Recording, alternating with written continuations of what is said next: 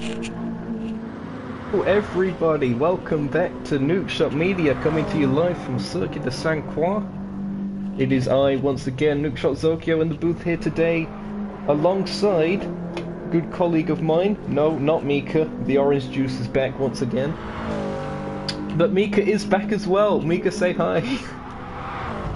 Why? Always this. I'm sorry that we picked on you so much. No. You're making me say it. It's good to have you back, lad. Everyone, welcome to the season finale, round 8 of ARS Touring Car Championship Season 2, live at Circuit de Saint Croix. I've only been here for 3. What, you've been here at all, which is good. It's nice having you along, Yeah. especially for the finale, of course. Plenty of things to look forward to down the line. Again, decent turnout, still some cars perhaps waiting on at the moment. I know there's a few that unfortunately can't make it due to other commitments, but this circuit, it's a very, very high-speed circuit. No real low-speed corners here. It could be one to favour the Toyotas, such as the likes of Vitor, as that is how his name's pronounced from what I've been told. I always get it wrong still. Nevertheless, the Toyota 86 is not known for acceleration and torque, but not really needed here, except for a couple uphill sections.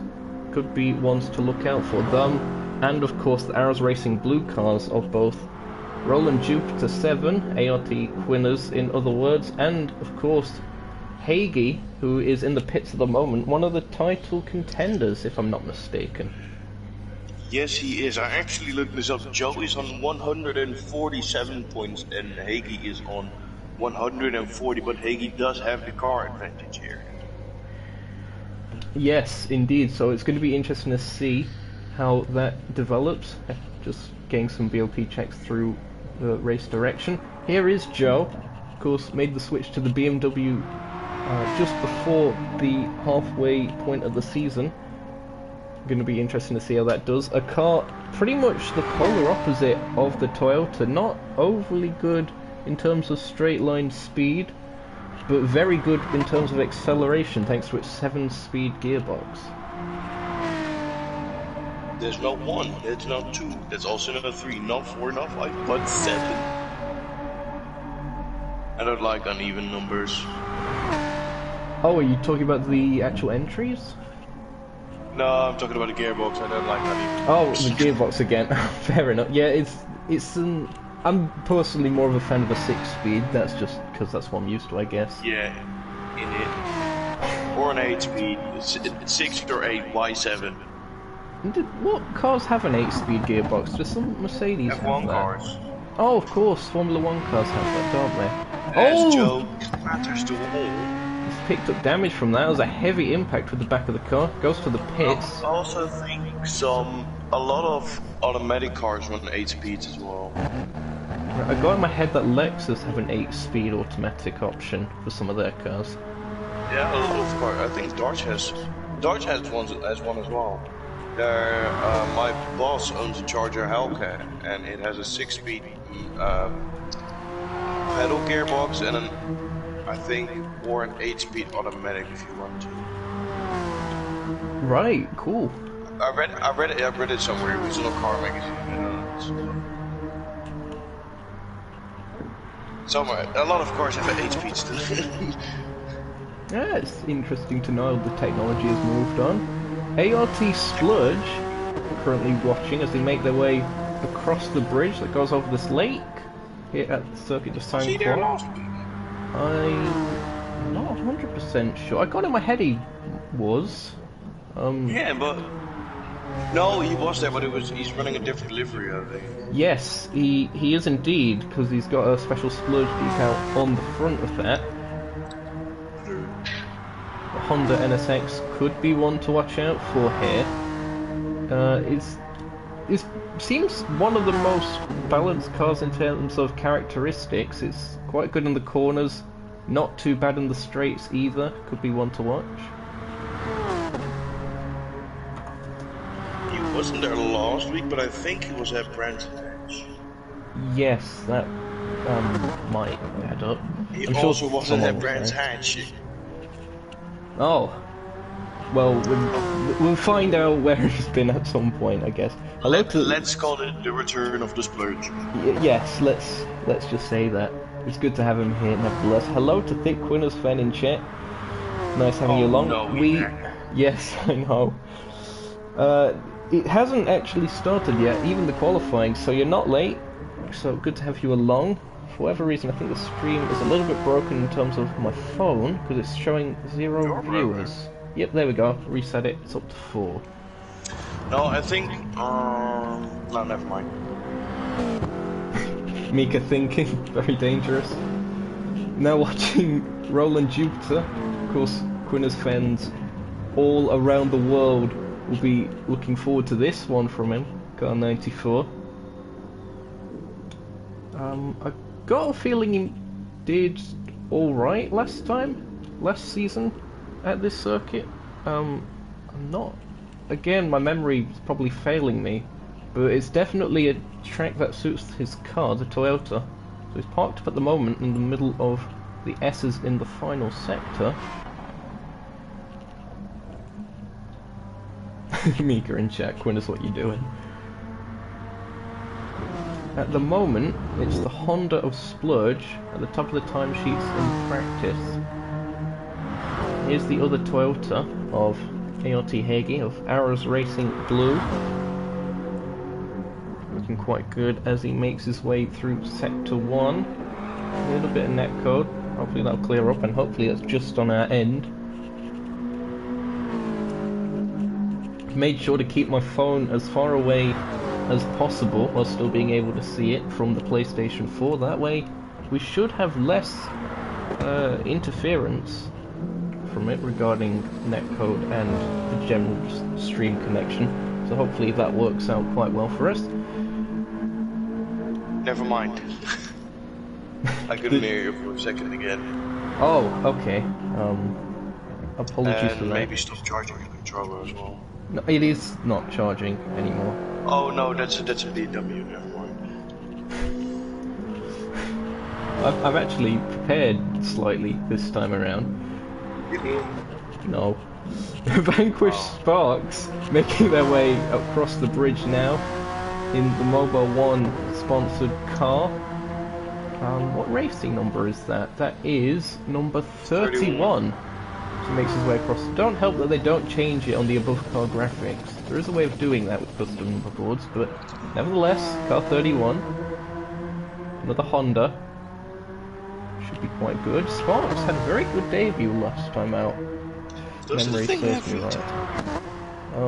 It was either last time out or Brands Hatch. Wherever his debut was, he had a very solid Brands Hatch. Yes, Brands Hatch. I think we're just pretending at this stage to forget about Goodwood. Although Goodwood had its moments of excitement, there was a fair bit of mistakes. I'll say that much from quite a lot. Mistakes were made. Yes, of course. That bad? It's mainly due to how narrow the track is, and you know, grass verges right up to it. No real curbstones anyway. Whereas this I was is, kind of expecting that, to be honest. although it's still a very high-speed nature circuit, Circuit de Saint-Croix. This is layout B, in case anyone was wondering. Yeah. One second. It's not Saint Croix, it's Saint Croissant. So as I was saying, for anyone wondering, it's very similar in its high-speed nature to Goodwood last time out, but the difference is, one, it has curves, and two, the track is about 3 times as wide, pretty much all the way around. Actually, there are a couple areas that it narrows up towards... 3 times as wide. Me now, me in comparison to me 3 years ago, 3 times as wide. Oh dear, self-deprecation, only here on Nukeshot Media. But yeah, the track does narrow up from the bridge, and I think going past the kinks. So essentially, the road course section of this track layout, the section that's actually used for public roads, is the narrower section, whereas the purpose-built track Very, very spacious indeed, and allows for plenty of good overtaking opportunities as well. Which is actually, just to clear it up, it's not actually a real track.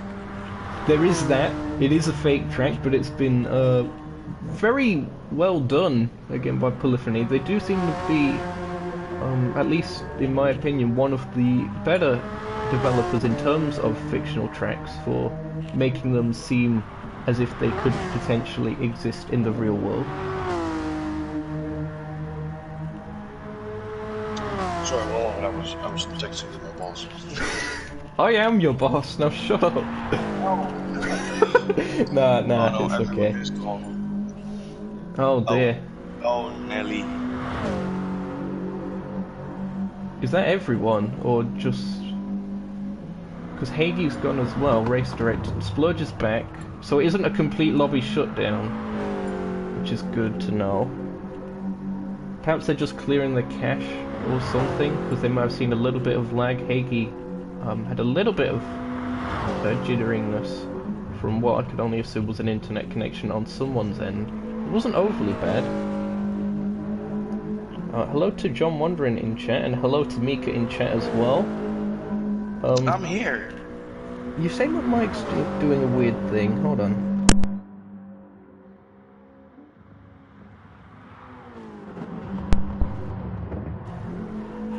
Testing, 1, 2, 3. Is it any better? Yeah, you're good. Okay.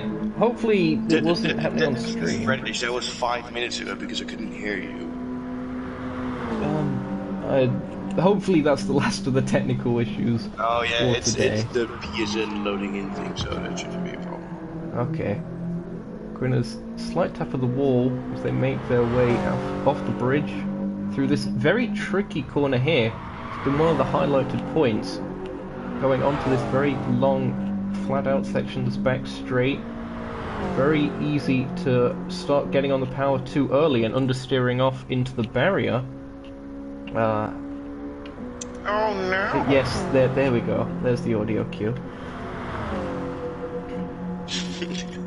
This is so bad. Oh my god.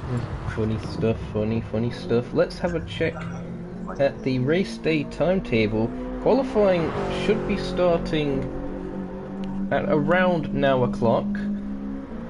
I assume they're just working out a couple technical things. We're waiting for Luda. Yep. But we should be getting underway shortly. It's going to be a 10-minute session, as per usual for the ARS Racing Series Touring Car Championship. Oh, Gwynner's slight tap of the barrier again. Heads into the pits. Did he pick up any damage? Nope.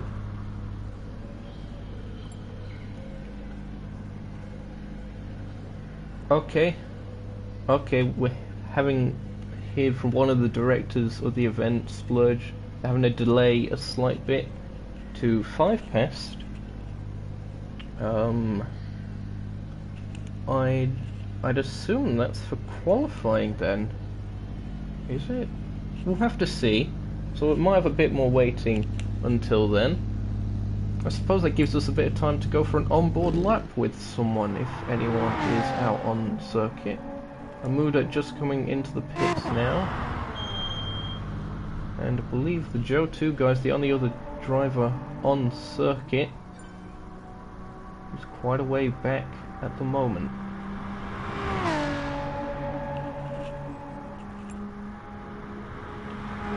Mika, what would you say your highlights for this particular layout of Circuit de Saint-Croix, or Circuit de Saint-Croissant, as you said, are for you particularly?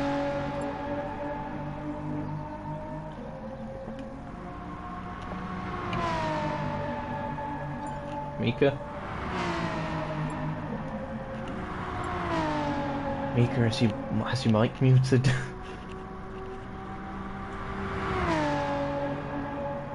Oh, what? Okay, this is odd. I don't know what's going on. Can someone tell me? John Wandering, you're watching the stream. Could you tell me if... Oh, it works again. It happened. Okay. John wondering, could you again. quickly tell me if my mic was cutting out at any point during the stream so far, or whether it's Your mic, just me? your mic connecting to isn't, but you're cutting out for me sometimes. So if I turn really quiet, that's probably when I can't hear you. Okay. So just shut up. Okay. Apologies for these technical issues. It's a new one for us. Another one to add to the books. Everyone seems to have connection issues anyway. Perhaps PlayStation Network's just not having a good day today.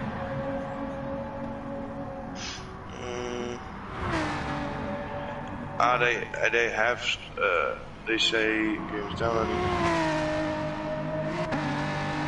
There's a lot of download traffic, and maybe that affects it a little bit, but... When you say download traffic, do you mean multiple things downloading updates? Yeah. Well, there's nothing wrong with the servers anyway. Weird. Well, at least managed to get everyone back together again. Qualifying scheduled for 8 now, so that is approximately 4 minutes away. The Joe2 guy making their way around. We'll see if we can get an onboard lap with John wandering in the meantime, as he makes his way down towards turn 1. Right angled corner, not quite using all the track width. All about carrying speed. Again, very wide track width, so best to use every ounce of it. Turn 2 and then turn 3. You want to be staying as far to the right as possible here in order to line yourself up for this turn 3. Another right angle. Circuit de Saint-Croix was advertised as being a very geometric layout in terms of its corners by Polyphony when it first launched. So you see plenty of right angles and such. Geometric in there. And this very difficult geometry. Oh dear, Mika's in one of those moods today. Someone needs to take away his Fanta. And by the way, big up Jack Wilkinson. Indeed, big up Jack Wilkinson. Oh, there he is in the helicopter. You just forgot about our mans. I know, right? Over the bridge we go then with John wandering, still on board with him, going into Sector 3. This is where the walls really start closing in as they go onto the road course section used by public traffic. You can see, can be a bit bumpy in places here with the road repairs and such. Going onto the back straight now. Keeps it out the barriers, which is good. And then there's flat out kink leading to the permanent circuit section once again. Then an uphill braking zone, which can allow you to really throw the car in here. Again, you want to be as far to the left as possible. John wandering, sticking to the middle of the road for pretty much most of the corner. And then this high-speed S's section towards the end of the lap. I absolutely love this section, especially in something very high downforce. Very, very nice. Yeah, yes, very nice in Group 4s as well. Then onto this short shoot down the hill, gain as much momentum as possible, and then the final right angle right-hander leading you back onto the start-finish straight for a lap completed at Circuit de Saint-Croix B. Saint Croissant. We're gonna have this debate all night, aren't we? In it. It's your fault. How is it my fault then? I don't know, because it's you. I rate that logic, to be fair. In it. Hello to Amuda in chat, Ian Talron. I probably mispronounced that. Go quicker, bro! We're waiting for you. No, he's on circuit. What are you on with? He's in the garage.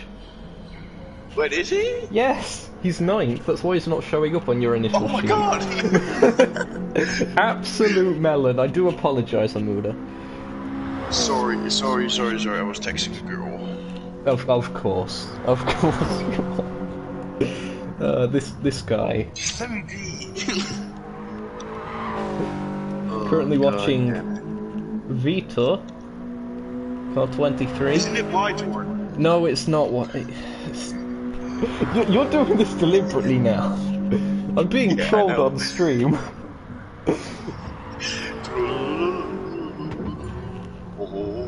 Qualifying's about to start to end my misery.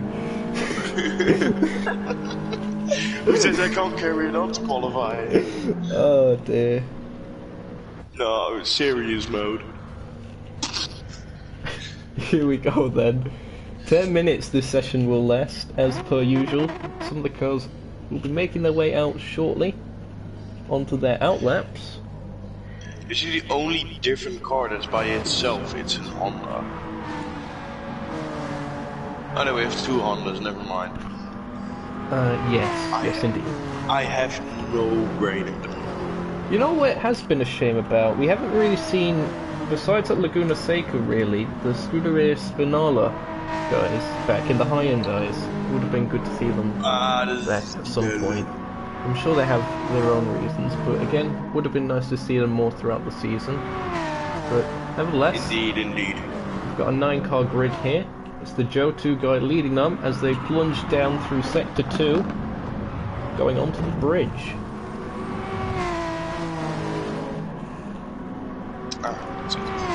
Oh, thanks, John. John's confirmed I'm not cutting out on stream, so that's good to know. Hello to Vitor in chat.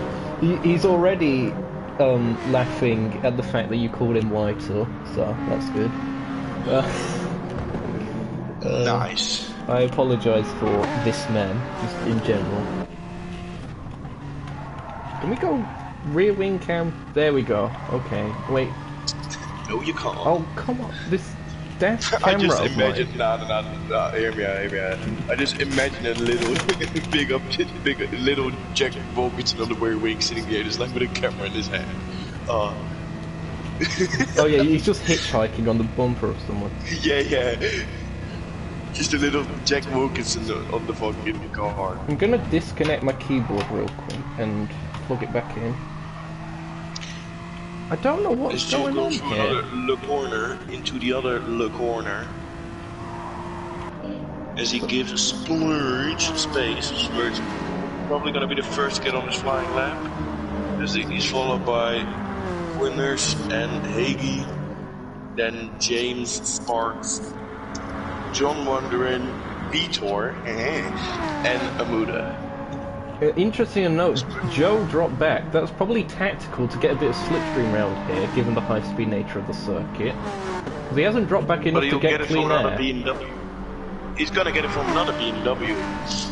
Indeed, the BMW's working together quite well. Quinner's looking to go for a move around the outside on the first qualifying laps. It's qualifying, not racing. I know, Splurge, overtaken by both Scuderia. Oh, as James overcooks it. Both ARS Racing Blue teams, rather. As, yes, James did indeed run a bit wide. We're going to see if we can get a replay of that. Making his way through the first corner, just carrying a little bit too much speed, understeered wide, easily done. We'll have a fair bit of time in the session, though, to set more laps. Side by side, the two BMWs as they plunge down through Sector 2. Now still in first, going up to the bridge now. Nice and tight line, nearly touching the gas. Oh, a little scrape off the wall there. Didn't seem to phase him enough, no damage. For whatever reason, my toggle for the front and rear of the car went on the bumper cam. It seems to be broken. I don't know why. It seems very intermittent, so apologies for that. It's broken. I know. Hagee just scraping the barrier a little bit as they came off the bridge. Just a tap, just a little off tap. Oh, and again, they exited. That corner again, catching some people out. Very easy to get on the power too early. In fact, the front of Hagee's car very scratched up, I've just noticed on that side. He scraped it up a lot.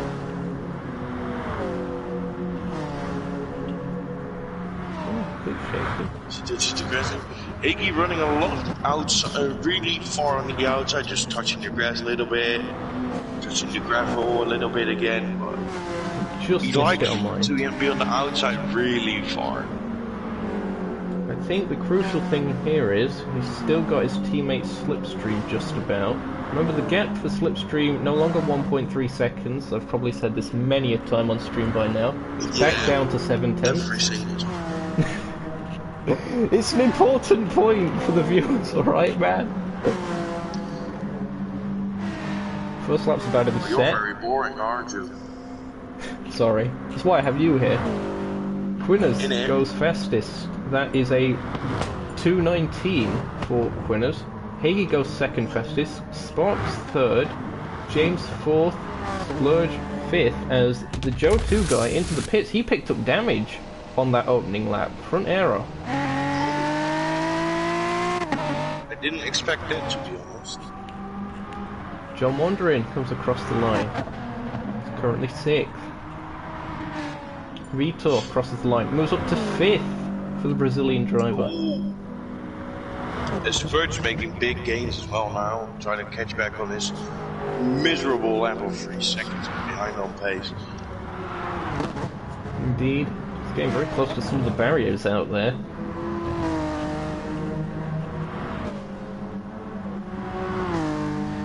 As Quinners is improving by 2/10 now. Indeed, exiting the bridge, going onto the road course section.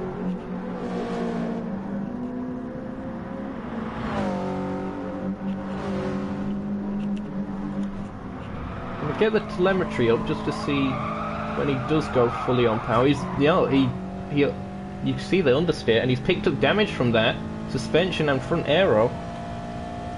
He's probably going to get out of the way of his teammate. I'm going to see if I can catch that on replay. Just watch the telemetry here.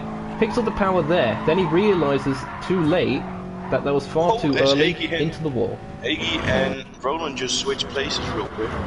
Yep, that'd be because Hagee's on a lap and Quinners is going to be heading for the pits after that damage. Nevertheless, Quinners still looking quite quick out there at the moment. Here's James, currently fourth at the moment, in the new livery for him, the John Deere sponsored car. Farmer James back at it again. Big up Farmer James. Oh! And he collides the wall, nearly collides into Sparks on the rebound. Did either of them pick up any damage from that? Looks like they've both got away. No, James, on actually hitting that barrier, did pick up damage. Hagee improves. That is a 2:19 for them. Splurge improves 2:21.4. Sparks 2:19.7. That's going to put them second fastest so far in this session. Chris comes out again. Sparks second still, just over 10th. Slower on Roland here. Now, looking at how much time we have left in the qualifying session, those coming across the line now, I don't think will get a chance to have another, like an extra lap compared to those ahead. They'll still have the attempt they're on, but I don't think they'll quite make it. And that's concerning for some of these guys. The Joe 2 guy, very close to that margin. I think he might just make it. He's going to be very quick on this lap in order to make it. As Amuda goes into 8th fastest, and Joe has not set a time yet. Is currently last in the session. Who would have thought that? Absolute shambles. I wouldn't go that far. He's still got a decent chance of qualifying first, second, third, wherever. And he is one of the championship battlers, of course. He is leading the championship going into this. So this is playing into Hagee's hands at the moment. Indeed he is. The two Hondas slipstreaming each other down the straight. That's Splurge ahead of Sparks. Approaching the final section of the lap. Getting very close to the gravel on exit. Nicely done over the curbs though. Through the S's they come. Splurge up by nearly 7/10 of a second on their own lap. Try to see if that translates to any further improvement. That wouldn't be enough to jump any positions. see what he can gain as he exits the final corner. Hagee hits the wall on the outside, or something there. Oh, it's Broden almost does it as well. Improvement for As Splurge. goes pole, provisional pole now. Broden now on his final lap, on his last lap, he just made it. Sparks also, Splurge going really wide there. Splurge probably giving it up there. Where is Vitor? Vitor coming up to the final corner now. Let's see if he can improve. As Joe also improves to 19.9. As Vitor does a 122.9. As Vitor has finished, I think. Yeah, Vitor has finished. Yep, they haven't made it onto another lap.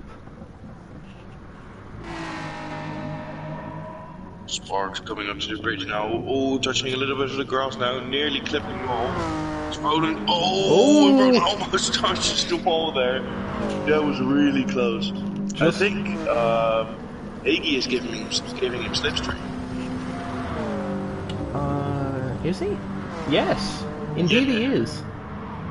Good work there by the two ARS Racing Blue teammates, and that slipstream is going to be all very useful as they approach this back straight. And hopefully Hagee will provide a good reference point for Quinners as to when to get back on the throttle for this particular corner. Indeed, no collisions with the wall that time around.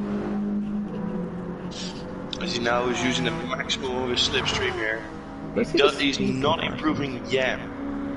The speed comparisons, look at that, as they go to the king, 142 for Quinners. Hagee didn't even get into the 140s, I think it was around 137-ish. Oh. This is Quinners' last chance to get pole here. Sparks coming up. Sparks is improving though, just slightly. You gotta think any improvement's gonna be good for him. Hagee pushing the car really hard here.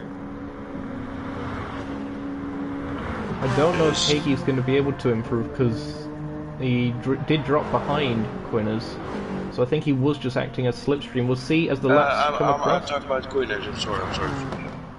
Quinners coming across the line. Will it be enough? No, not quite. No, misses out. Doesn't. Hagee still third for now. Again, doesn't improve. What can Splurge do? Can't improve on that occasion. Joe about to come across. James improves. 220.9. That's enough for 6th at the moment. Joe having an absolute... This is falling right. Joe, indeed, 5th place. Race 1 about to get underway. 30 minutes of action coming your way. I think Mika's mic has just cut out again, so I'll run you through the grid myself. Sparks, an impressive lap, sees them on pole position. Quinners alongside. Hagee, championship contender 1. In 3rd, Splurge 4th. 5th, championship contender 2, the Joe 2 guy. 6th, James. Vitor in 7th, 8th for John Wandering, and Amuda in 9th. We're about to get racing here underway. The finale, round 8 rather, race 1 of ARS Touring Car Championship Season 2. It is green, and the cars are off. The Toyota of Quinners didn't seem to bog down quite as much as we might have thought. As 3 wide they go into turn 1. Unbelievable scenes. Understeering Splurge nearly sends Quinners off the circuit. As Hagee goes off. Hagee runs a bit wide. They rejoin. Still 3 wide at the back. The BMW seem to have not got the best of starts. Wasn't the best of qualifying for them. As to the inside goes John Wandering. Unbelievable scenes. As someone's gone round Splurge. What's happened there? Splurge has gone off. And I'm back. Mika's back. We've just seen Splurge go off. I think there might have been contact, rear aero damage as well as front. That's got to be contact, surely. We'll be bringing you a replay of that once things calm down a bit. As Joe has had an absolute great start now in 2nd, ahead of Hagee, who's now in 4th. Sparks now leading, but Joe coming up close. Does he have enough to get it here on the end of the straight? Probably not, because the BMW doesn't have a lot of straight line speed. Broden now in 3rd as well, but Broden does... Oh, and they touch a little bit! And they touch again! Still contact! Onion barges all around, wearing a feast. Broden round the outside. Gets it done. No damage involved with both. Higgy's still fourth at the moment. Did Look drop at the straight back line up speed before. Roland is carrying here. 2/10s. Within 2/10s. To the inside of the side king. by side now.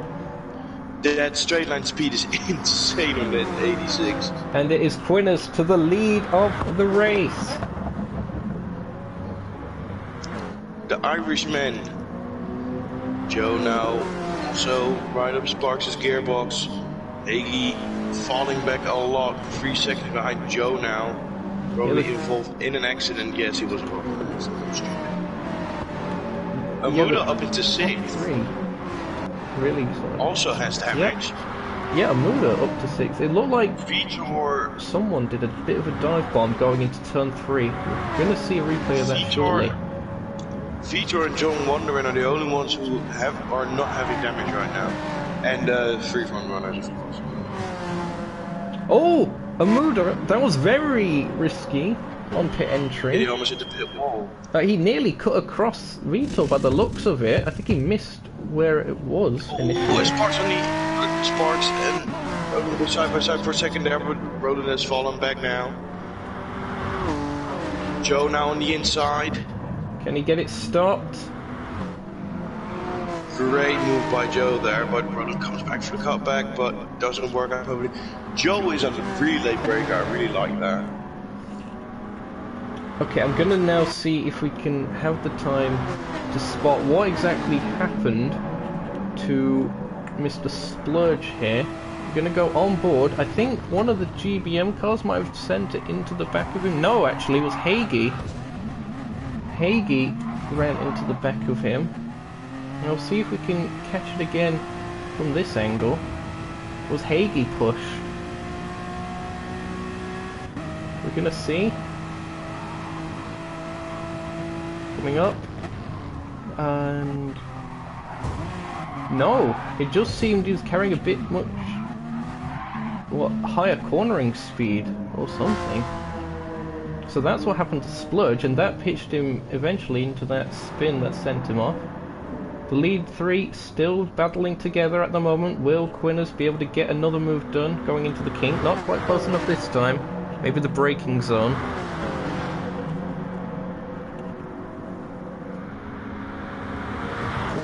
Indeed, to the insideline.com for everything ARS. Manages to get that move to stick very, very nicely indeed. But Sparks looking to the outside of the S's, can't quite follow that one up, Chief. This is why we love this track. Look how close the battling is. Look how intense the battling is. Sparks dives to the outside. Quinners covers him off, making their way onto the start-finish straight. About to move from lap 2 onto lap 3. Will Sparks be able to get a bit of a run?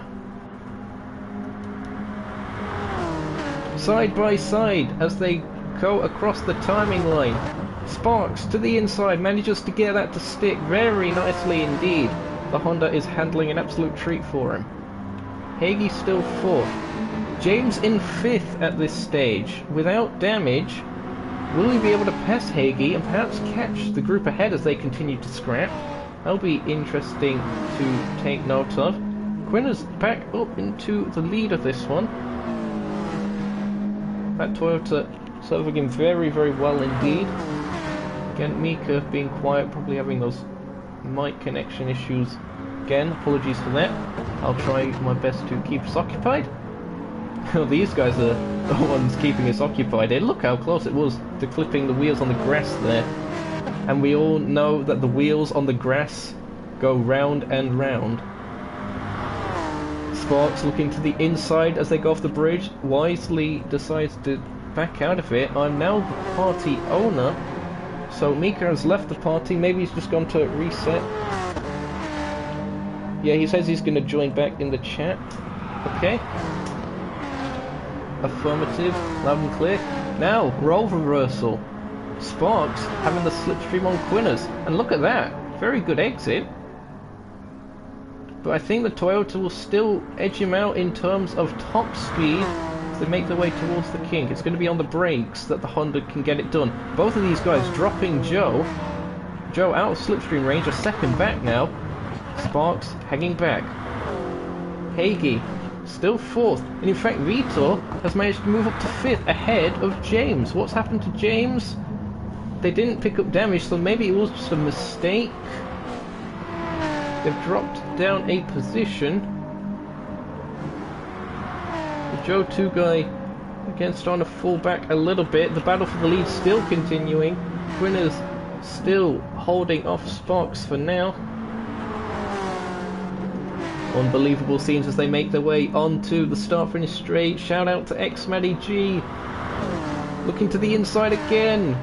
Quinners covers off, moves across slightly. To the outside looks the Honda. Covers off again, does Quinners. Very close as they make their way through turn 1. And again, the Honda seems to have better acceleration off the corners. That would certainly fit with the idea that the Toyota doesn't have that good acceleration or torque. So the Honda's still managing to stick with them for now. Looking to the outside of this very tricky downhill section. It's tough enough going single file down here, or keeping the car in a straight line, let alone side by side. Indeed, they do slot in.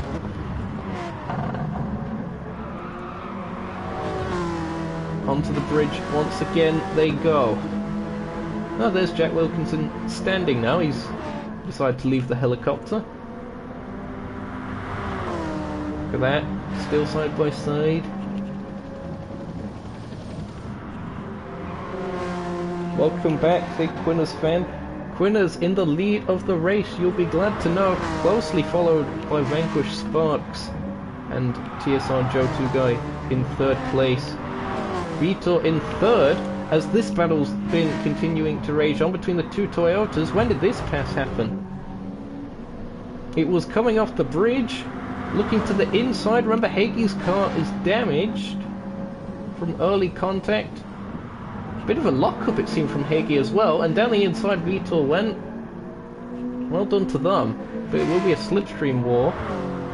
But the damaged car of Hagee not that aerodynamically efficient at cutting through the air, even with the slipstream. Still in sixth. Mika is back, it says. And he's gone again. He's saying stuff in chat. Don't worry about it, it's fine. Technical issues happen. Here's John Wanderer, and he's currently in 7th. Splurge, I think he's made an overtake. He's up to 8th now. When did that happen?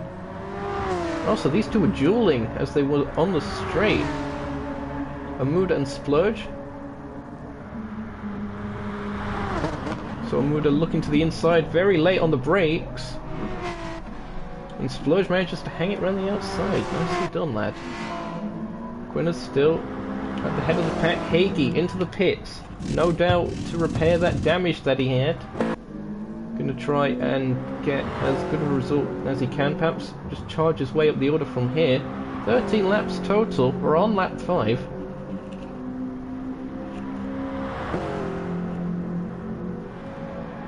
As battle for the lead, still one of the closest on circuit. Some of these curbs as well on this downhill stretch can really unsettle the car if you get a wheel hooked over them. It can send the car airborne, and trust me, that is a terrifying experience if ever there was one. Sparks, happy to just sit in the slipstream for now, I think. Perhaps he's just gonna see if he can work together with Quinners to pull away from Joe, as he is doing. 2.1 seconds the gap now. And from there, perhaps wait it out until the final few laps to make a move and make a break for it. We'll see how it all plays out. Still very close, and very close as well towards the mid and the backpack. I don't quite think the Honda's going to have a run here. Indeed not. Very close to getting up alongside. I think getting alongside on the inside for the kink is important, because it's a shorter run to the corner from there. Oh, right on the bumper of the Toyota of Quinners. Don't think there was contact, but it was very close. Here is Vito, currently 4th at the moment. Could be seeing a battle between them and James developing in the John Deere machine, Arrows Racing Team car. 95, looking quite strong at the moment. Hagee, who made the pit stop to repair damage, again, very battered and bruised looking car. They're in 6th at this stage. Splurge in 7th, has managed to get past John Wandering now. Was that a little bit ago? Indeed it was. Apologies for not being able to quite catch that. We'll see if John Wandering can keep pace with Splurge. He's got a gap over his teammate, who's now in the pits. Damage for a Muda. Now when would that have happened? Front aero damage, no real cars around him. My only guess for that is potentially understeering at that one corner here. It's useful having a cursor. That would be my guess. Of course, you can never say for certain in this business. Unless you have like video evidence, which I don't, unfortunately. Quinn is very close to the wall. Sparks leaving himself a little bit more room for error.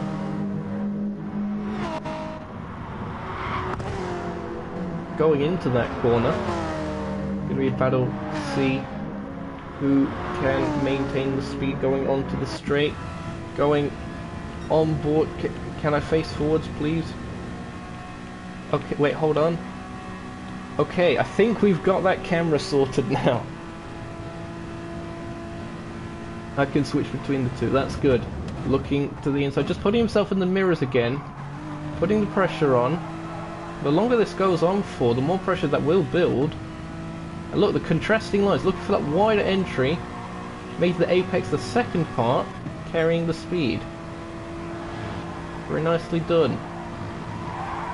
Oh, and then the dip as they go through that final part of the S's. That's something I didn't mention necessarily on the track lap that we saw from John Wandering. Is that dip? It can definitely unsettle the car. You have to get slightly out the throttle just to maintain the front tyre grip and not completely understeer off the circuit. Looking to the inside, has to slot back in for now. Meanwhile, the battle for 4th is definitely heating up. It's one that I am catching live. Splurge looking to the inside of the Toyota Avito. And in fact, the BMW does seem to have a little bit of straight line on the Toyota on that aspect. Maybe the Toyota didn't have the best of exits out the final corner. Nonetheless, James up into 4th place, but Vitor looking to the inside. It'll be the outside for the next corner, but it is possible to hang it around the outside here, or maybe even get a cutback based on how the complex works. James not using all the road width there. Could compromise a bit of speed. Down the hill they go once again. And look out for the curbs. You see how close you can get to looking the wheels over. When you're doing those kind of speeds as well, very easy to make a very slight misjudgment. They'll send you in a very heavy collision with the wall.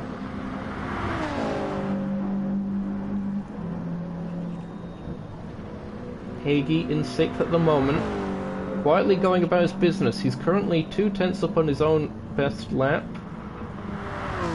7th place for Splurge at the moment. He's managed to ditch John Wandering, who's in 8th, and then Amuda in 9th a while back after the damage they picked up, all very close to the wall on that occasion. The battle for the lead still going. This is going to last the whole race, isn't it? Oh, I've said it now. Something's going to happen. Oh no. I hope it lasts the whole race, because this is fantastic to watch. Winners, since he's got ahead, he hasn't really been re-overtaken for quite a while. That might be to do with Spark's strategy of just getting away from Joe, which will play into the hands of Hagee, but Hagee will still need a finish higher than Joe.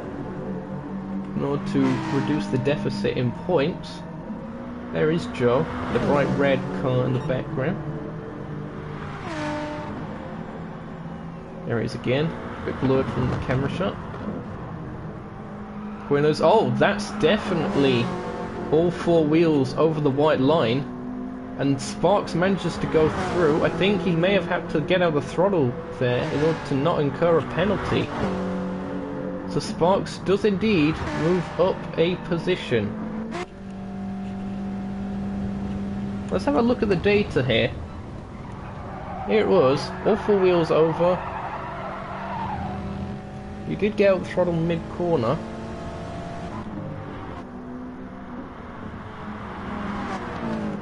It was definitely marginal at least. So Sparks up into the lead. Now will Quinners be able to retaliate? We know that car is very good on the straight, so we'll probably catch him going into sector 4. At the kink probably. And now Joe will probably start making up a bit of ground as those two start scrapping a little bit more. James has got a little bit of a gap over Vitor meanwhile, 7/10, so Vitor still in slipstream range, but only just. With the Toyota coming up to its third section of the circuit, the downhill turn leading onto the back straight, and a mistake from James, he's then clipped the wall. They've lost a few tenths from that. It's going to be a stronger slipstream effect for Vitor as they make their way through. Gotta be careful not to understeer off. Oh! Very close to the wall. Fine margins indeed. Here we are then, on board with Vitor. Going to be watching the speedometer. Look at this, 140, 141, 142. James wisely covers off the inside, making them go the longer way round. 147. 147 and braking it is, and James to the inside. Bit of contact mid-corner. I think Vitor was trying to set up a cutback. James parking it in the middle of the road didn't quite allow for that move to happen. I don't think either car picked up any damage from that. So good but hard racing. Contrasting lines again. I think Vitor might not have got out the throttle for that corner and therefore was sent a bit wide by that bump in the middle of that final S. And that's dropped them into that 7/10 gap again. I think they'll only just be able to get a slight bit of slipstream. They're back in it now. There you see Hagee gaining on these guys. Hagee is going to be looking up ahead, hoping these guys continue to scrap in order for him to catch up and potentially gain some extra points in that championship battle. There he is at the moment, 4.2 seconds back.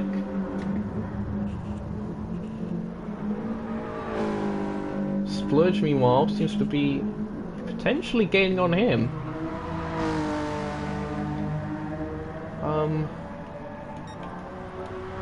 Indeed, purple in that first sector from Splurge. I'm gonna quickly see if I can get some of the laps up here.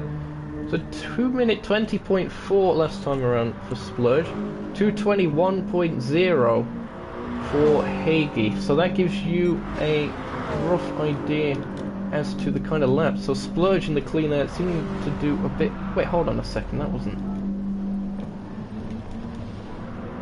Oh yeah, yes it was. I just misclicked. Apologies for that. There, you had the data. Sparks having to defend a bit. Now managing to keep Quinners at bay. So now, the hunter has become the hunted. As they make their way towards the final sector and this magnificent S's section towards the end of the lap. Purple into this sector by a tenth and a bit. Currently has the fastest lap of the race as well, does Quinners at 2 minute 19.668. Not quite a pole sitting time, if memory serves right.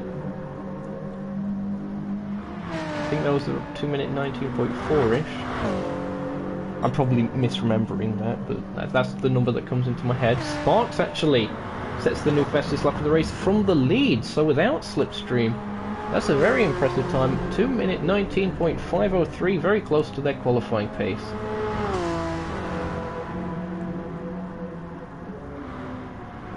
Joe, there he is.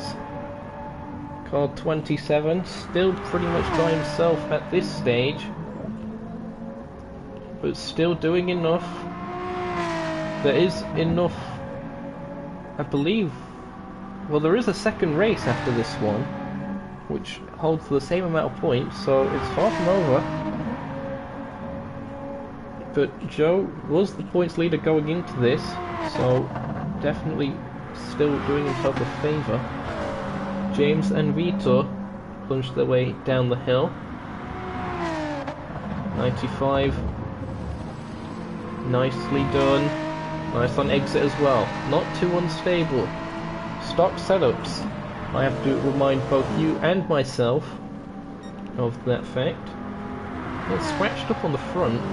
These cars do take a bit of a beating out there, whether it's mistakes or contact with other cars.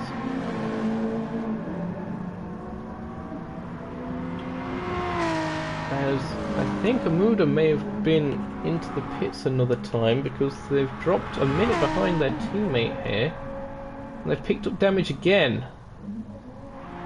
So they're going to be heading into the pits once again, surely. Nope, they're staying out. Battle for the lead. Sparks still managing to defend from Quinners, and this is interesting. Coming up to 3 laps to go.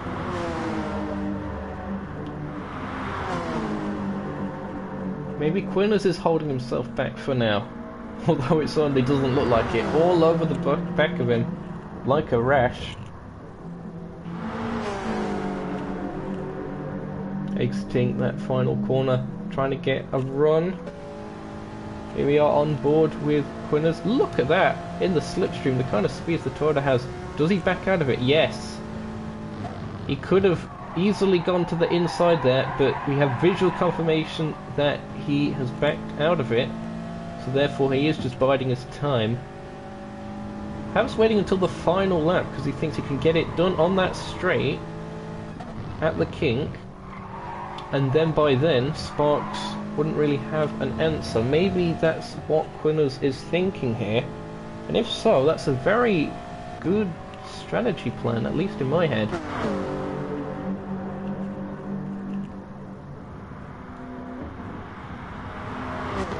Sparks still holding station at the moment though.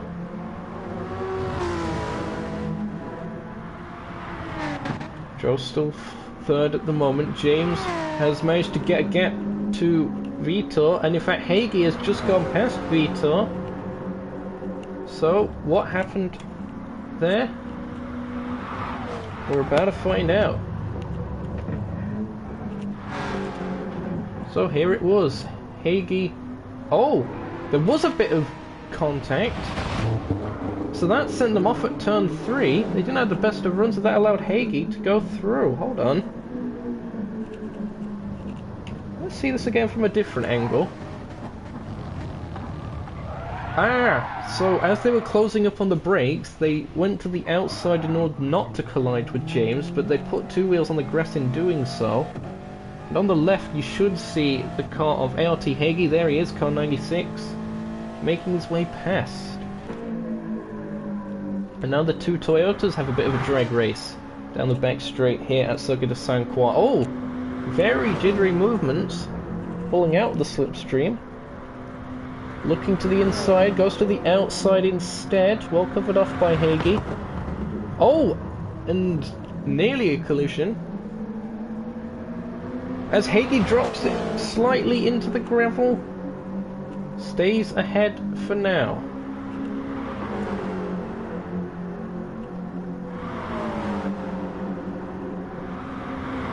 Very, very close stuff.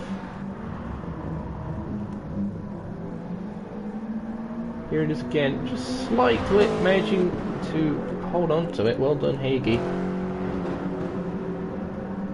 Now we can see James up the road. He's got 2 laps to get that move done. Then he's only 1 position back from Joe, minimising the points loss. Battle for the lead still holding station. Everything seemingly suspended on that final lap at this moment. Perhaps, as that one meme with Otis from Barnyard, perhaps things are going to heat up this lap.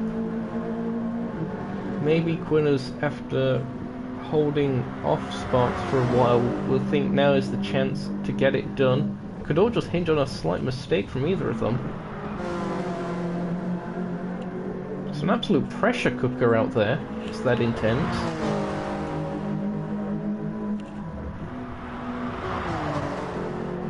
Going onto the back straight. Now will the Toyota make its mark? We're about to see. No, he pulls out Slipstream. He could have stuck in Slipstream. Chooses not to. So again, he's staying conservative, waiting for that final lap. You can hear him getting out the throttle on the straight. No doubt the data will probably say the same as well. So he's just hitting his marks. Of course, don't want to make a mistake in these situations, so just playing it safe. Wisely so. It's a game of chess here. He's thinking several steps ahead. Joe still holding on to third. 9 seconds to the car ahead. And 10 seconds to the car behind. He's had a time trial session, as I tend to say regarding Joe, but this time he's not in the lead of the race. James in fourth. As I said, 10 seconds back from Joe. Hagee in fifth though. And there is Hagee. Managing to break the slipstream from Vitor, who's in sixth. Seventh at the moment is Splurge. Eighth, John Wandering. Damuda in ninth. Could actually be caught by the leaders as they go on to the final lap. Now going into sector 2. Look how close that Toyota is to the back of the Honda. Two Japanese marks making their mark, as actually there's a spin up ahead. That is Amuda. Yep, there he is. Now will Amuda get out of the way? Actually, this could throw everything up in the air. If Amuda gives slipstream to Sparks, that could completely throw Quinner's plan out the window. This could be a lifeline for Sparks here. We're about to see. Here we are with Quinners now going on board.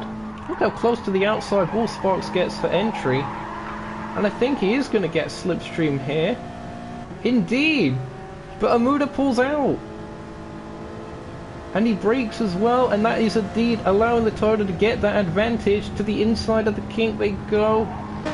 Now it will be a case of if the Honda can get it back on the brakes, he's going to have to. It's the largest braking point there is here. Nope. Thinks better of it. Ooh, very close to the gravel. Now will Sparks be able to get a good run as they go through the S's for the final time of asking? Here we are on board with Sparks. Going through. The Toyota managing to hold on. A little bit of a better exit from the Honda. The final corner coming up. Does he send it? He does indeed, to the inside. Contact, leaning on each other's doors. It's going to be a run to the line. I think it's Quinners that's got it. It is indeed. Roland Jupiter 7, Quinners taking the win here. Race 1 of today, of the finale, round 8 of the Arrows Racing Series Touring Car Championship Season 2. Sparks, a very valiant effort and a fantastic duel throughout that race, secures P2. The Joe 2 guy, crucial points here, taking third place and the final step of the podium on this race. James, fourth in the end. A very good showing for them. That could be one of the better ones of the season, actually, if memory serves me right. Hagee, fifth, will drop some points to Joe. Got caught up with some incidents a bit early on, and that pretty much, after that pit stop, dropped him down, but managed to recover. Not all is lost just yet. Vitor is in 6th in that other Toyota, the non-ARS Racing team, ARS Racing Blue car. Splurge 7th in the end in that Honda. 8th place will go to John Wandering and Amuda, who we saw on that last lap, a lap down in 9th. It's time for a sip of my beverage. Stream here today brought to you by, I think it's orange juice. I think it's like orange and pineapple juice or something. Fastest lap as well in the end for Quinners. Well done to him. Of course, qualified second as well, so it's definitely showed the pace. Let's save the replay for a potential thumbnail later. Here are your race results. It was set on lap 10, that 2 minute 19.095. Quinners taking the win by a 1/10 and a half effectively over Vanquish Sparks. TSR Joe 2 guy will be pleased with that result. 3rd place, good for them, especially after a pretty un-Joe-like qualifying session. He'll be glad to get that podium. James 4th place, 21 seconds back. Hagee 5th, 24 seconds back. Closely followed by Vitor, who's 25 seconds back there in 6th. Splurge 7th. John Wandering 8th and Amuda in 9th, a lap down.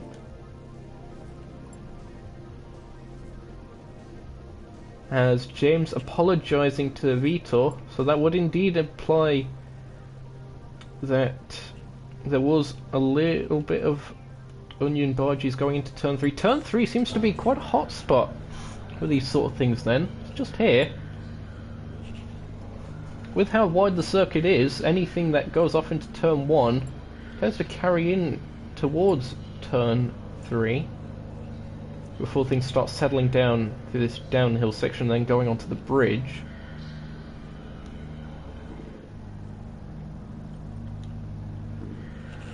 Hope you've enjoyed that first race of tonight. Don't go anywhere. We still have race 2 coming your way shortly. If you're enjoying the stream so far, be sure to leave us a like to help spread the publicity of the channel and such. Consider subscribing as well to stay in touch with all the action that goes off on the channel. Future events. 9 laps will be the final round. And I'm going to quickly check the point standings here going into this.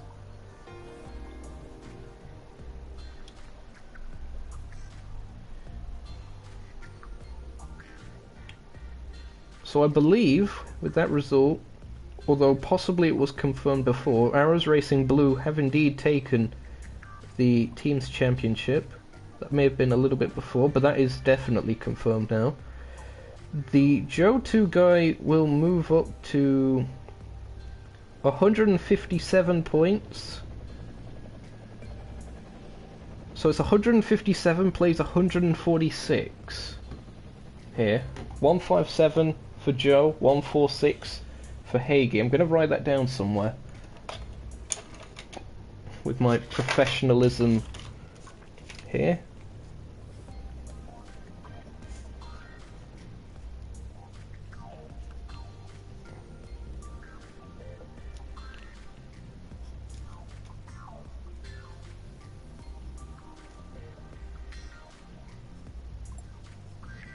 Okay, so that's a 9-point difference going into this.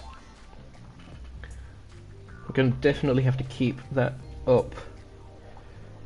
So, if Joe finishes on the podium, that's it. He's confirmed to be the champion. But, if Joe... if Hagee wins, Joe would have to finish...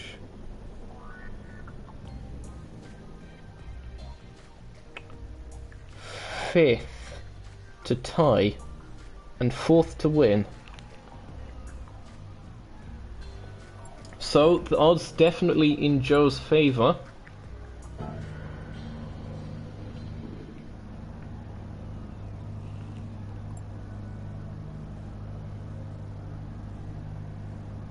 Have I done my math right? Wait.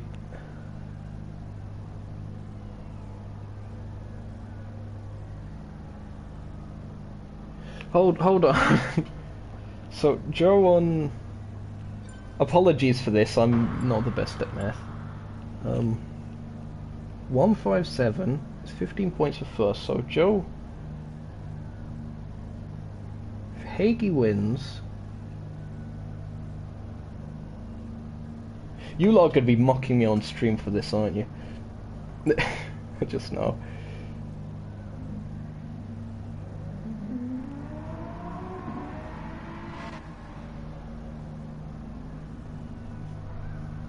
Okay. 161 will be Hagee's points finish if he wins this. And Joe on 157. So Joe only needs... He only needs 6th if Hagee wins.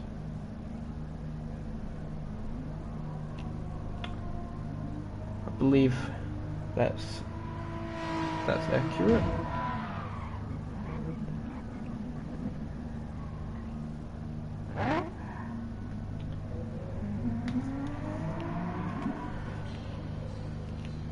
Okay, I think I've got that figured out. So, if Hagee wins, Joe needs 6th.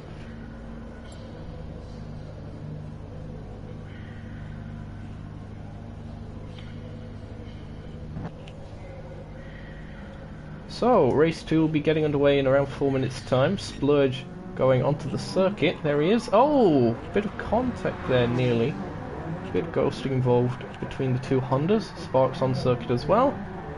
Just sliding about like the Slide McGees they are. Who's that? I'm almost certain I saw a BMW of Joe. Is he also here?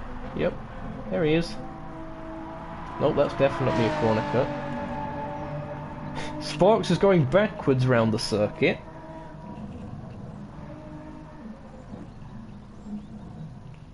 Interesting tactic.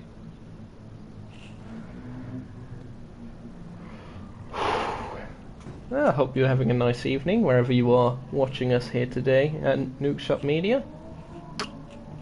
Great weather here at Circuit de Spa. Circuit de Spa-Francorchamps. Dear. Circuit de Saint-Croix. That's the one. We're in France, not Belgium. Come on, Zokeo. Is that someone with an umbrella, or is that a tent? That's probably a tent. Sparks still going backwards. He's now making his way towards turn 2. We go on board with Sparks. Oh, Hagee's making their way through. Oh! Contact. Unbelievable scenes at turn 2. Some questionable conduct. Oh, and it's happening again. Unbelievable scenes. Here's Hagee. Oh. It's all great banter. Oh, a bit of between race entertainment. We've got the Demolition Derby.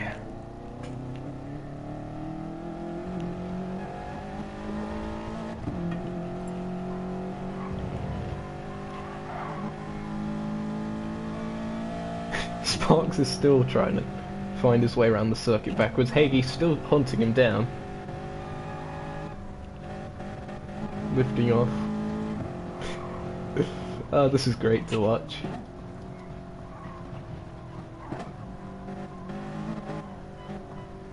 These guys can be absolute peasants sometimes. They do enjoy having a bit of a laugh. Oh, there's a Muda. Just randomly. Yep. I'm saying hello to each other. Bit of weaving. Oh, oh dear, it's all gone wrong. Oh, that's great. That's great to see. Nice having you still around here, John Wandering, in chat. Remember, race 2 is a reverse grid race here. Based on this, who do you think is going to win? What are you saying, chat? Get some fan involvement here. It's going to be a Muda on pole position. In fact, it's going to be a Golden Bear Motorsports 1-2 on the grid. And they do tend to be quite good at retaining their positions for quite a few laps. Especially a Muda, I've noticed. So from pole position, it'll be interesting to watch. But again, it'll be good seeing the fight back through the field. Hagee, mid-grid, exactly, finished 5th last time. With a grid of 9, he'll be starting 5th. But the Toyotas are going to really bog down off the light. Quinners, being at the very back of the field after that win, is going to be absolutely wrecked off the line. There's going to be hit markers everywhere. Shout out to Max Payne 636 for liking my activity. Here we go then. For the last time of the season. Everyone, it has been an absolute pleasure. Here we go. Round 8 and season finale of ARS Racing Touring Car Championship. ARS Racing Series Touring Car Championship Season 2 here at Circuit de Saint Croix B. It is a Muda on pole, John Mulder in 2nd, Splurge 3rd, Vitor 4th, Hagee 5th, James 6th, Joe 7th, Sparks in 8th, and Quinners down in 9th after winning that race. We're about to go racing here at Circuit de Saint Croix B. Green, green, green, and the cars are off. The BMWs on pole get a very good launch. We know their acceleration advantage. Will they hold on to those positions going into turn 1? It looks like it. Splurge in 3rd at the moment. 4th for the BMW of James. 5th place goes the Joe 2 guys. Hagee drops down some positions. Sparks looking to find his way through. Has Sparks picked up damage in that opening incursion? No, he just dropped back. So Sparks down to 9th. John wandering, looking to make a move on their teammate around the outside. Fantastic move by John wandering. Unbelievable scenes. But now look, that puts pressure 3 wide as they go down the hill. Look at this, BMW on the outside, Honda in the middle. Toyota to the inside there. Oh, and Hagee sends it. Looking to the outside of the teammate. Look at that, back up to 5th place for Hagee. 4th place for James at the moment. There's 3 wide going over the bridge. There's hardly enough room for 3 cars going into there. Fantastic stuff. Quinner's looking to the inside. He's up to 6th, is he? I think so. But Hagee's up to 5th. Sparks is coming back into this. All of these guys doing fantastically. It's still a Golden Bear Motorsports 1-2. In fact, it's a BMW 1, 2, 3, 4. They've had a fantastic launch of the medal from Munich as they make their way onto the straight. This is where we should see the Toyotas come into their own. A little bit of weaving on the straight, that's fine. Just breaking some slipstream. Will the teammates go at it? Amuda still in the lead. John wandering looking to the inside. Great stuff. Still, the BMW's holding station. 5th place, Hagee being challenged on the outside by their teammate. Bit of onion barges there. And in fact, I think Quinners was sent very wide, strangely enough, through that section after the contact. They're trying to go 3 wide on exit of the S's. Look at this, John wandering there. Nearly 4 wide. Very nearly. Still 3 wide, no, down to 2. Leaning on each other through here. Splurge gets squeezed into the wall. I'm losing my speech capabilities. Look at it. What am I meant to describe this as? What is this? John wandering to the inside. Contact! And I think that could be James off the circuit. Does he come back across? No. And somehow he's avoided damage with all of that. But John Wandering certainly hasn't. John Wandering with suspension and aero damage. Got to be one to watch out for. Amuda able to get a bit of a gap. 1.1 seconds the gap between them and 2nd place Hagee now. Hagee doing what he needs to do. Joe has dropped down to 7th and Hagee in 2nd. 8th now for the Joe 2 guy. This championship is far from over here. Things are working out fantastically for Hagee. Joe doesn't have damage, but he's been caught up in the traffic. To the inside he goes. Oh! Very nearly running into the wall by clipping that grass. Amuda still leads this race. The gap is coming down though. I did mention he's very good in race 2, especially in the opening laps, and it has indeed translated. Must be that plasma dynamic helmet that he's got.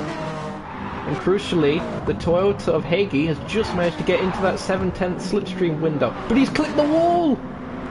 He somehow avoided damage from that. 3 wide at the back again. But here goes Hagi. Can he get a run on the BMW? Surely he can. It's like asking if Bob the Builder can fix something. Of course he can. Looking to the inside. He's got a bit of a shorter run to the corner that way as well. Contact! I think he just about gets it stopped. Yes, Hagi up into the lead of the race. He just needs to stay there and hope that Joe doesn't advance his position any further. Look at this squabble. All these guys still together. It's only 9 laps this race, but it's a very long lap. Over 4 miles in fact. I think it's around 4.3-ish. Joe's still 7th then. Hagi starting to get a little bit of a gap and has broken the slipstream. Into the pits goes Splurge.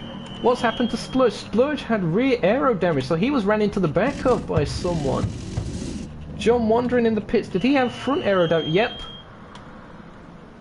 So that's probably... Well, if one car has rear aero damage, the other front, and they're around the same area on track at that point, you can sort of guess what happened. Can't be certain, of course, as Sparks on the outsideline.com being mugged off a little bit by Quinners. Though, look, Quinners still being boxed in a bit, or boxing Sparks in behind the BMW of James. And all of this not allowing the Joe 2 guy to find any space to get through. Oh, over the grass again. Those guys are absolutely terrifying me with how close they're getting. If Hagi wins, Joe needs to get, I believe it was 6th to win. Yep, 6th to win the championship if Hagi wins. So at the moment, Joe is on for a tie, which will go back to race wins, I believe. And I have no idea who has as many race wins anymore, as several cars actually plow into the barrier. They've probably got damage. Oh, let's have a quick check. Quinners is fine. James is fine. Sparks is okay. Amuda okay. Joe okay. None of them had damage. Okay, Vitor had damage from that collision, but everyone else seemed to get through unscathed. Look at this. Hagi. 3 seconds they have over James.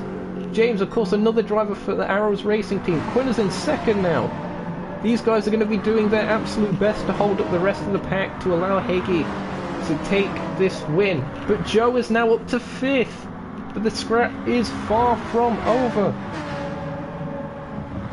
But if it does finish as it is, Joe would be the winner of the championship.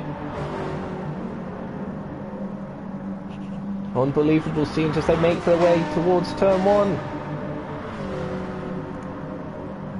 Hagi still holding on to that lead. 3 wide as they go into turn 1. James up into 2nd momentarily. I think the Honda might have had the better exit. In fact, they're still 3 wide. And look at it, Joe trying to make it 4 wide. What are you doing, lad? He's definitely trying to find his way up the order. He's looking to the inside of everybody. No, backs out of it from a complete lunge. Decides to settle for just 1. Not getting too greedy as Vitor runs over the grass. Still with that damage, so he's decided to stay out even with the damage. Interesting choice. Probably, possibly the right thing to do, given the shorter nature of the race. And if you can stay in slipstream with these guys battling, then who knows what will happen. Sparks in 2nd, James in 3rd, Quinners in 4th. He's looking to the outside line.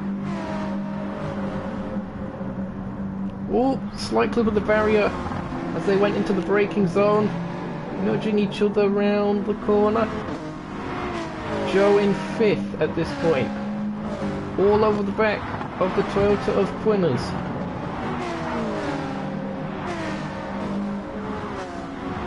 So Hagee is doing his part, and Joe is doing enough at this stage to take the title. On board with the Joe 2 guy, watching how Quinners takes to the inside of James. Gets the pass done on the straight even before the braking zone. Bit of a slip though from Quinners mid-corner. The Toyota looking a bit unsettled with that stock setup. Into the S's they go. Let's watch the telemetry, watch the accelerator. See if he lifts off slightly as they go through the bump. No, in fact. Maybe that's just a thing with higher downforce cars, or just a look of the draw with the way the car does bump over there. Oh, the closing speed, looking to the outside now. James has to leave the space, otherwise he'd be turned around. Well, he's giving him the good old shoe me squeeze. They make their way side by side, equal machinery, equal setup of course. The two BMW M4s to the outside once again. I think Joe's looking for more of a cutback manoeuvre there. Can't quite find it. Maybe into turn 3. In fact, no, James leaves the door open for the outside, so maybe that's tactical. Hold the inside. Does indeed do so. The John Deere bright green machine holding its own at the moment. You've got to think James has the plasma dynamic advantage as well in this, but it doesn't matter as Joe goes through. And again, very risky to go side by side through here, so James wisely slots into place. Oh! And James is off! James has crashed and he's slid across the track, avoiding action for everyone there. We're gonna have to see that one again, Chief. Here it was. I think he just ran a bit wide. We've seen cars do that so often today. I think that was the first major collision we've seen due to a car running wide. Was it a bump? That bump there that sent the car wide into the wall. Spanned the car round. Somehow Vitor got through. Amuda narrowly escaped, I think. In fact, no, I think Amuda may have picked up some damage.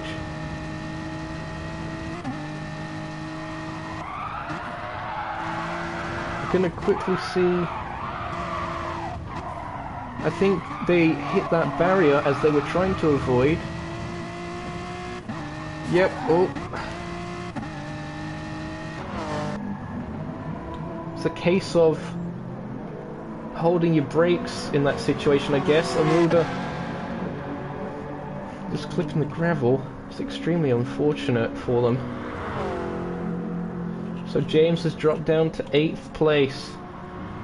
Could drop down to 9th, probably will drop down to 9th after they eventually pit, unless John Wandering has damaged themselves. Nope. Hagee first at the moment. Second is Sparks as they go across the line. Third for Quinners. Fourth for the Joe 2 guy. Amuda does indeed go into the pits. We're watching this pit stop. And out they go. I think they're just going to hold on to that. 7th they are. Now James, where do they rejoin? They do indeed rejoin ahead of John Wandering. By maybe a couple seconds, probably, as their times close up. And he gets up to speed again. The gap coming down between Hagee and Sparks here. Sparks has been setting purple lap times. He has the fastest lap of the race at the moment, 2:19.368. Not quite as fast as that lap Quinners did on lap 10 last race, which was at 2:19.0.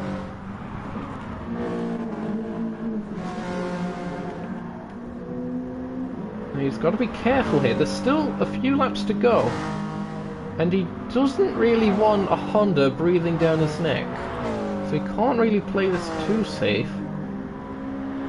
Shout out to TKD Tom35 for liking my activity. I remember one occasion that Swablu kept liking and unliking one of my activities or something, just so he got plenty of shoutouts on stream. That was pretty amusing. I miss that lad. What an amusing person. Now Quinners is being caught up by Joe. Quinners doesn't have anyone for slipstream here. Oh, that Toyota is looking very slippy on entry to that corner. And the BMW to the inside. Side by side they run. Fourth and third, the graphic swapping in real time. And I think Quinners bravely hangs it around the outside. Will Joe be able to get a bit of a run through this final corner though? We're about to find out after this commercial break. Have you been in an accident at work that wasn't your fault? Well, isn't that a shame? Sucks to be you, as me from 2010 would probably say. I don't know.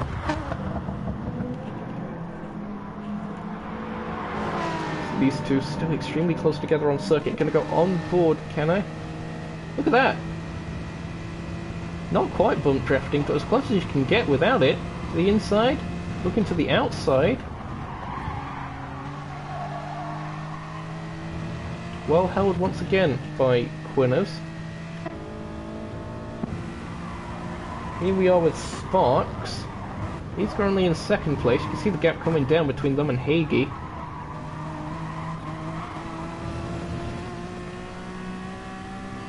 If Hagee loses this position, then that would pretty much mean that Joe would just have to finish the race, I believe, in order to secure the championship.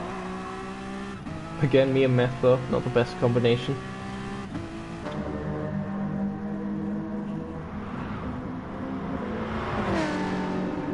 Joe looking to the outside. It'll be interesting to see if the BMW can close up at all in slipstream here. Or whether in fact the Honda up ahead can. Look at that, going straight to the wall trying to break the slipstream. So clearly does feel threatened. It's going to be on the braking zone, I think, that anything's going to happen. Here's the battle for the lead, contrasting lines. Looking for that better acceleration out the corner. Here we go for third and fourth. Joe sending it to the inside. Does he get it stopped? Just about. Now Quinners will be looking for the different line going into the S's.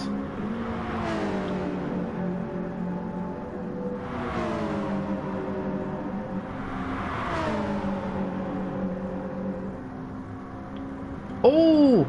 And slight contact with the wall. Just scraping some paint off, it would seem, though. No real damage to that car. Joe in third as the leaders are side by side. Sparks up into the lead only just. Hagee with the inside, probably going to retake it. Does indeed do so. But the Honda, look at that! The Honda gets a very good drive, builds back to the inside straight away. Holds back for now. Sparks had experience in the last race, of course, fighting Quinners, as these two swap positions again. Joe still third for now, but as I was saying, Sparks had experience fighting the other Toyota of ARS Racing Blue Quinners last time out in the first race, and would probably know if Hagee's going to do that one trick again where he hangs back onto that final straight.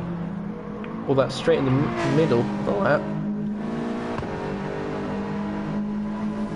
Perhaps Quinners is going to do something similar here with Joe, although the duel here seems a fair bit more even in terms of they're both just going at it. Here we go again. This is where the fun begins.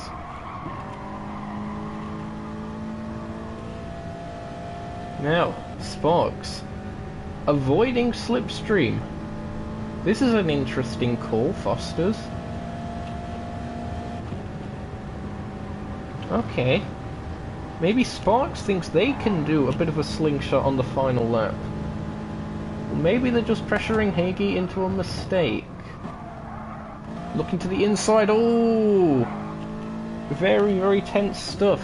So they're making their way towards the final sector of the lap. Starts officially in the middle of this S section as they just went under that walkway bridge. You see the compression. Impressive. Managing to keep the cars under control with stock setups, of course. They're about to go on to the last lap of asking. A little bit of scrape of the wall from Hagee. Goes straight to the inside. As Sparks once again manages to pull up alongside. Bit of a better exit. Hagee dives back down the inside though. Meanwhile, Quinners has managed to get up into third place. Side by side, the leaders go. Little bit of contact there. Very juicy stuff indeed. I think Sparks is going to hang back just for now. Very close. Let's see how it happened just about now. It's a little bit before that, apologies, but these two still dueling as well. This is allowing Splurge to come back into this as well. Look at that. How far back Splurge? 1.3 seconds. If these two keep dueling, no doubt that Honda NSX is going to be in the mix as well in this 3-4-5 scrap. The leaders battling as they go over the bridge. Battle of the bridge, one might say. There's an idea for a race photo caption.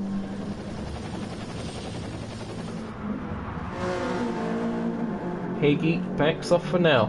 Is indeed looking to do to Sparks what his teammate did in race 1. Will be interesting to see if he can pull this off here. I'm gonna go on board. Watch the speedometer on ART Hagee's car. Here we go. Will he be able to do it? I think the Honda's... It's a bit further away than it was in race 1. Still the momentum carrying him forward. Gets to the inside. Will Sparks be able to do much else in order to take that back? We're gonna find out. Looking to the outside of the S's, it's gonna be close. I'd argue that better aerodynamics of the Honda, a little bit of contact mid-S's. Sparks manages to pull ahead.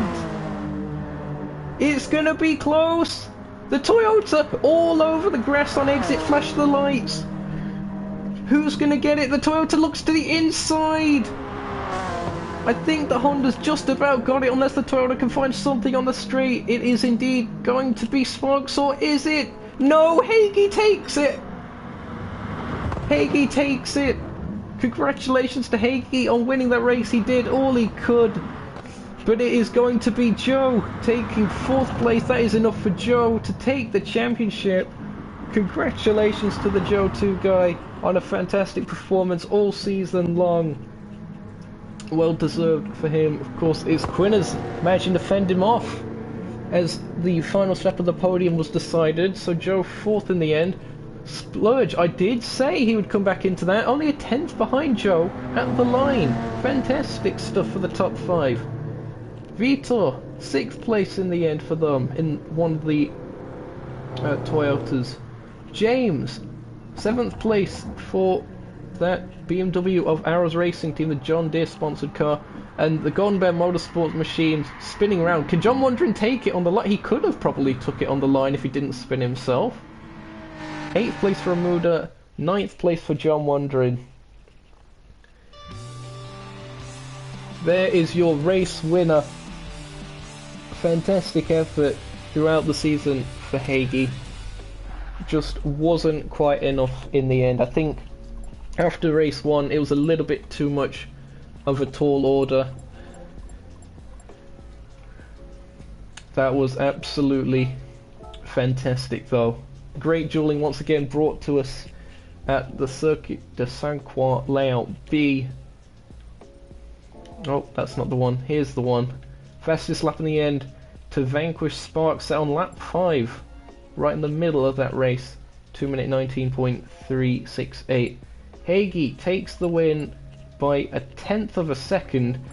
And Sparks was ahead, may I remind you, going into that final corner, exiting it rather. So that was the Toyota's get up and go in terms of its top end speed. that helped him out in the end, and a bit of slipstream as well, so well done to Hagee on that. Sparks second then in the NSX. The Toyota of Quinners, third place. Very good work for Quinners today. He's had a very good time of it. First in race 1, third in race 2. Joe, title winner in fourth place, was enough to take that, so congratulations to them. Splurge, fifth place in the end, and look at that.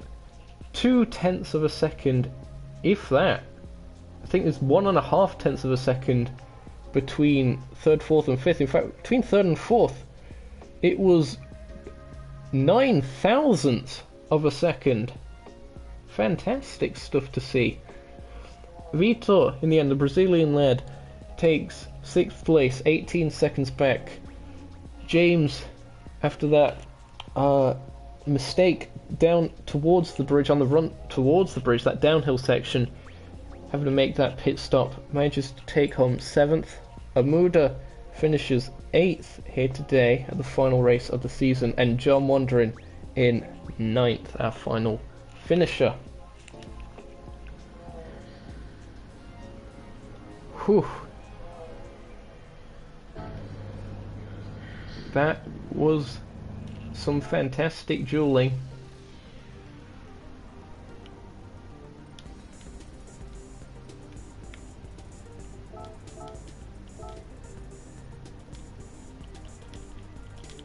I'll see if I can get these in. These guys were 4 wide at one point. And that's the kind of racing this circuit can provide.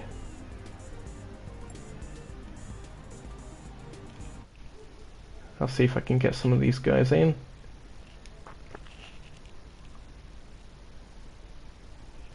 So stay tuned for the interviews shortly.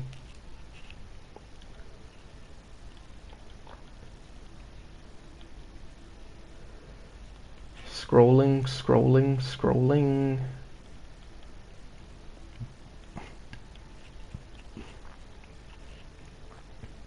Still scrolling.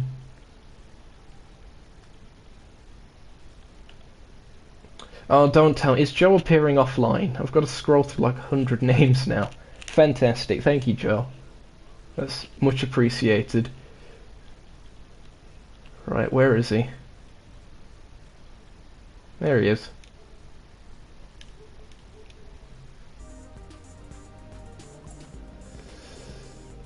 Whew.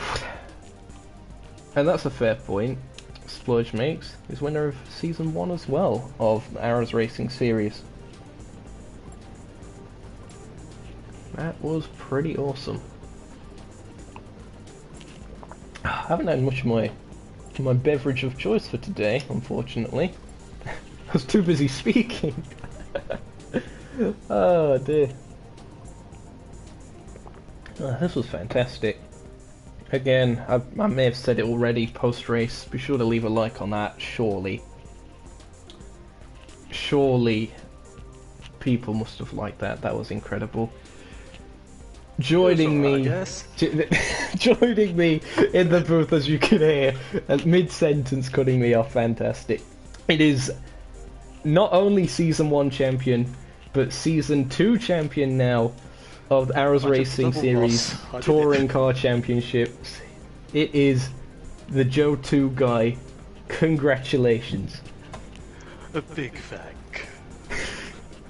This guy. And hello to all 0 fans out there. 0 fans? Shut up, man. We got 5 viewers at the moment. Really. It is mainly the Quinners fans that have been populating it this time. Joe, you must have been... after the first qualifying, of course, it didn't go as well as you would have hoped. No, qualifying confirmed what I knew really, which is that I was off the pace in this car around here. It's just comparatively not as good at the high speed corners or top speed, which is basically what this track is. So it was mainly just the car with that? I thought you may have had a bit of a technical issue with not getting an initial lap in.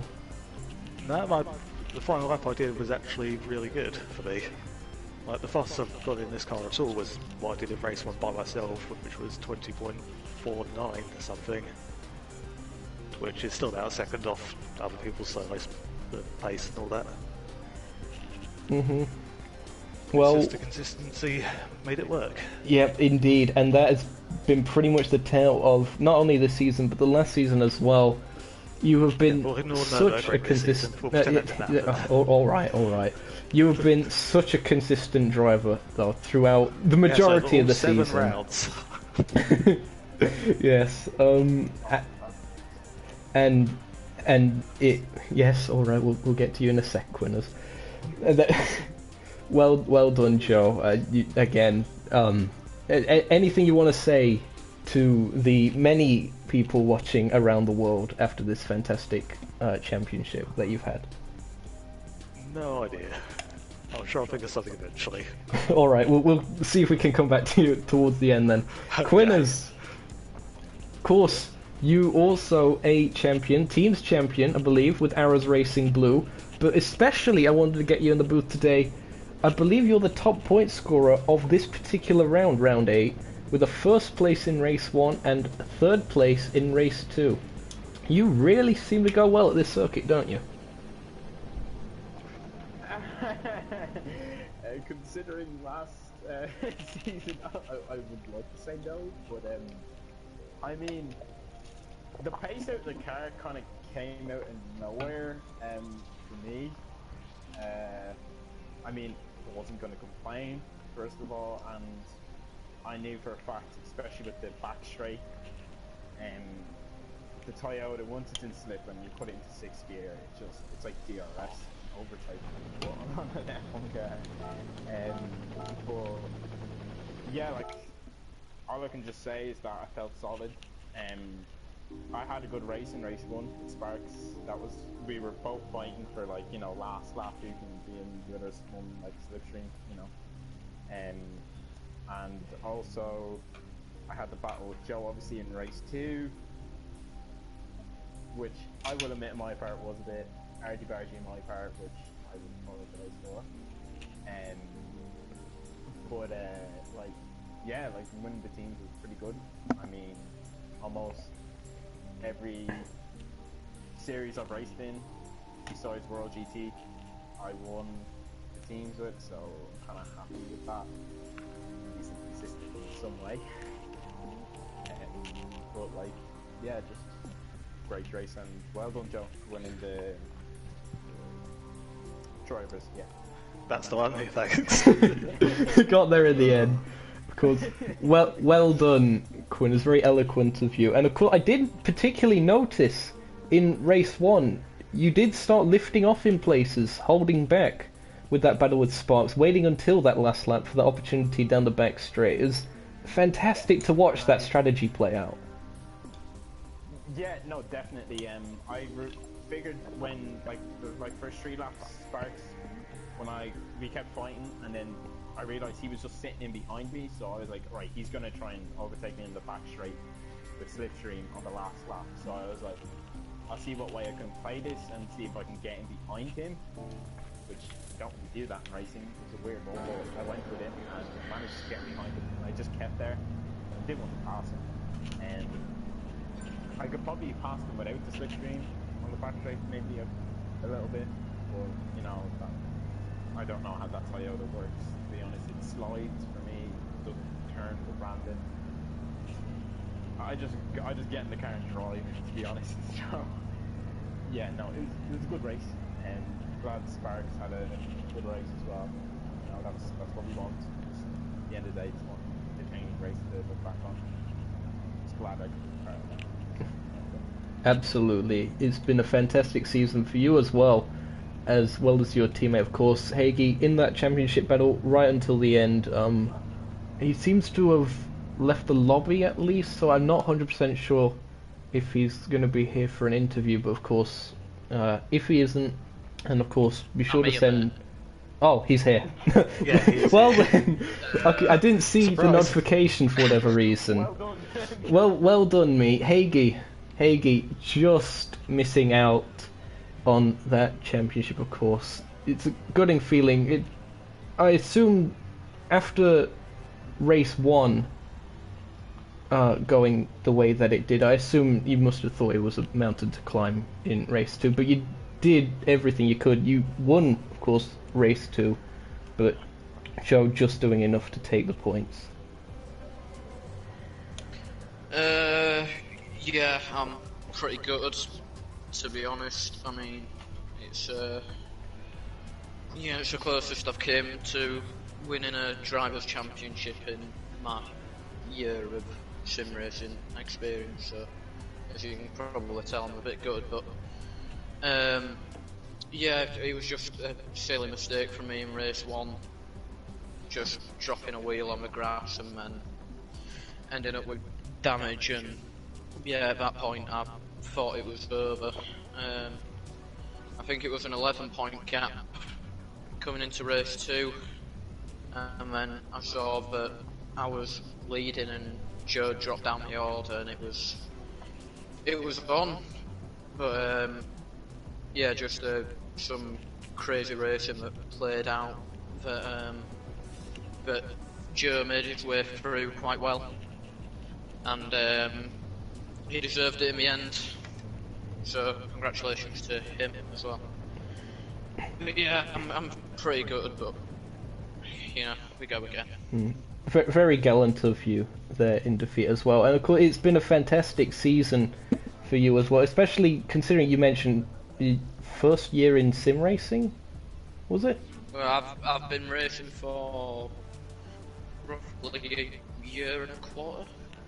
Right. So considering that you were up there battling for the championship with who I would argue is one of the fastest people I've ever had the pleasure of working with, it's definitely a fantastic achievement, and considering your rate of progress as well, no doubt you'll be right up there again come the next championship. Hopefully. We'll see. Yeah, no, I enjoyed the season from start to finish. Yeah, I haven't got much to say. My brain's a little fried after the racing, but yeah, again, congratulations to Joe on the win. So. And thanks again. Good racing. Yeah, thanks again, Higgy, for putting on the season as well. Of course, you're the series organizer as well, so thank you so much for what has been a fantastic addition to the Nukeshot Media channel in terms of content. I'm sure the fans will certainly agree with that as well. Back to Joe, concluding all of this. Joe, another one to add to your trophy cabinet, or virtual trophy cabinet, I suppose we could say. Yeah, I'm going to need a bigger virtual shelf. So definitely not full of himself here. Anything you'd like to conclude now that you've had? Yeah, all right. Hey, you don't work for me anymore. I'll have you know. It goes into Zokeo, I know. Just see Meek and Ryan coming in, like delivering. Oh yes, of course, with the presenters. I've got Radish Prime. Same day delivery. For anyone that doesn't know on the stream, I don't know why you wouldn't, because it's probably just all you lot that watch this anyway. Radish is a nickname of mine, so that's a thing. So, Joe, have you? Oh, whatever. Have you managed to think of anything that you wanted to say? Maybe a thank you to the team, the sponsors, or anything along those lines. Well, I ended up doing the second car myself.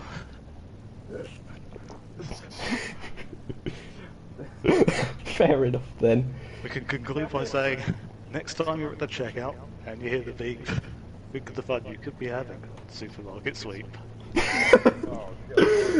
And on that, it's been fantastic to... yes, on that bombshell. We're probably going to get sued by the BBC now. Fantastic. This has been Nukeshot Media. This has been the ARS Racing Series Touring Car Championship Season 2 finale at Circuit de Saint Croix B live. I finally got the name right for the series after all this time. Well done me, I suppose. I'm the real winner here after all. But no, we hope to see you out next time for whatever happens on the channel. Until then, from myself, no doubt from Mika, if he was still here, it's goodbye from us.